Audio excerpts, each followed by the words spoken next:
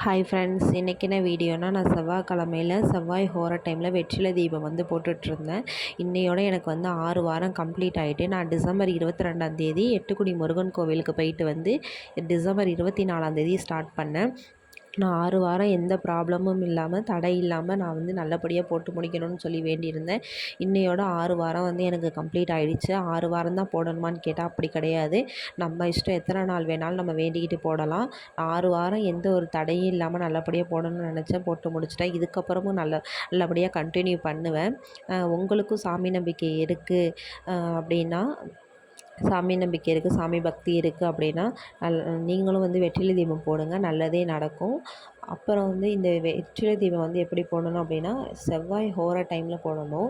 காலையில் 6 to 7, மதியம் 1 to 2, night 8 to 9 இந்த டைமில் போடணும். நான் போடுற வீடியோஸ் உங்களுக்கு பிடிச்சிருக்குன்னா என்னோடய ஐடியை சப்ஸ்கிரைப் பண்ணுங்கள், சப்போர்ட் பண்ணுங்கள்.